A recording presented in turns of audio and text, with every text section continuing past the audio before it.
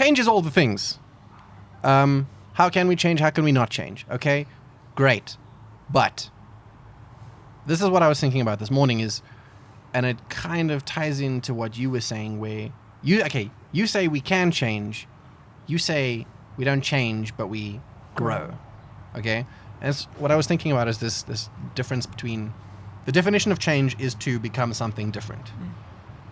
Okay, fine, what is different? If I make this decision today, I have done something different, but I'm fundamentally, for the most part, still me. So, can people change? I'm not going to pretend to know the answer to that question, but I think people can evolve, because evolve is a constant process of becoming more or less of what you already are. So you've said people can grow, people can evolve. I say people can change. We've said the exact same thing just by using different words, and each word has a different connotation, different meaning.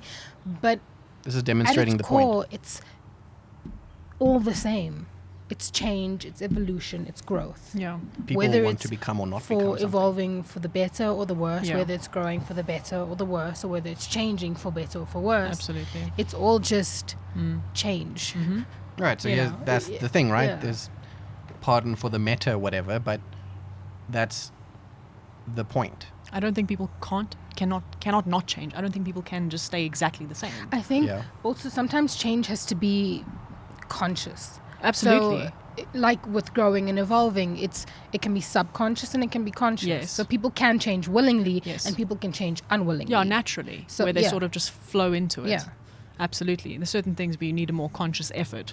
If you have like a very strong prejudice against something, you might need to consciously decide Yeah. that you want to change that. Yeah. Or it won't. Or like change your lifestyle. For someone who has diabetes, for instance, you would consciously need to change the way you live. Yeah, you need to say, I want to get better. I want Yeah. to try something else. As opposed to Yeah. someone who knows they have it and then just says... And they're sort of just like, well, I'm going to die anyway, and then carries on. Exactly. What about unconscious change?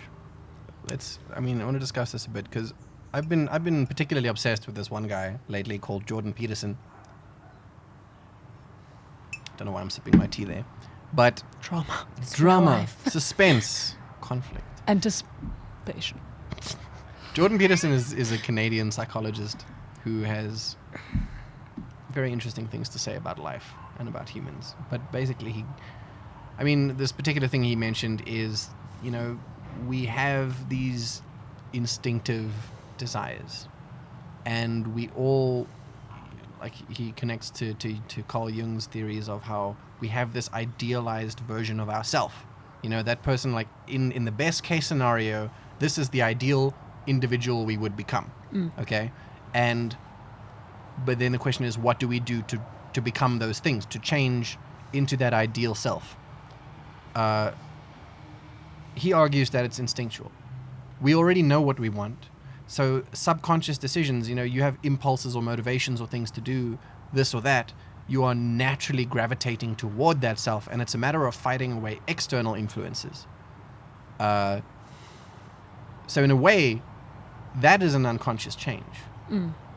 But how do we separate that from the other unconscious factors?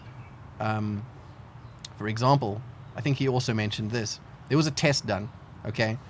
A bunch of students wrote an exam, and half of them wrote one test, the other half wrote the same test. But the one half, the questions involved or mentioned age a whole lot more than the other test. The people who wrote that exam ended up walking out of the room much slower than the people who didn't write that exam. And that test has been reproduced several times. It's always the same results, and it shows how easily every little thing in our environment affects us. Like stupid little things. Someone just says something offensive or rude or whatever. You can suck it up and be like whatever, but it's still going to affect you, It haunts you for years. whether you know it or Yeah. not. No, for sure. How do we separate, if this is true? How do we separate driven change from these unconscious motivational? That thing that you said, whether we know it or not, Yes. that's the key to figuring out how to change. Is you have to go a little bit deeper than just the conscious, you have to decide where you want to live. Do you want to live in your past where everybody has said mean things to you and you carry that throughout your day and throughout your life and you carry it into your future? Or do you want to live in the future and have anxiety over things that haven't even happened yet and stressing? Or do you choose to live in this very moment and deal with what is right in front of you and what you can control and what you can change and what you can adjust? I agree, but even in this So- very moment, we're still influenced by everything and the past and Granted. everything around us. Yeah. Influenced, not controlled by it, not overtaken by. Well, it's a choice. It comes down to choice and the choice of change. So, mean things have been said to me in the past, but I don't carry those things anymore because I've had to realize that it's not a reflection of me.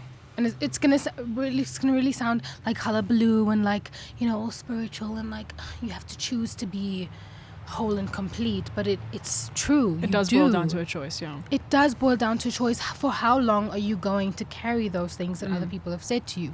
How long are you going to carry the feeling of being a victim? But I don't think it's just about the negative stuff. The point is whether you carry what's negative in your past or whether you carry a new decision to move forward, you're still carrying something. It is impossible not to carry something, not to be something, not to choose something, not to habitually do something or live in a certain way. It's impossible. So we're constantly influenced. How we let it influence us, yes, we do have some control over how that you filter. allow it to. And how you handle the things that happen, good and bad, absolutely. But you're still ending up with a product of something that you're influencing to influence yourself. I get the sense you're speaking about it like it's a bit of a burden. No, Are you- not at all. No, Okay. that's not what I mean. You see now, Okay. because I said carrying, so now it's got like... because immediately No. it was like you're constantly You're still carrying embodying something. it. Either you're Okay. embodying your So negative... it's influencing and affecting. Either you're embodying the constantly. past that has been negative to you as an identity, or you choose to direct yourself and create a new identity, but you still have an identity. Yeah. Which is influenced by the world and by your choices. From without and from within, you're influencing and influenced. I don't think it's possible not to be.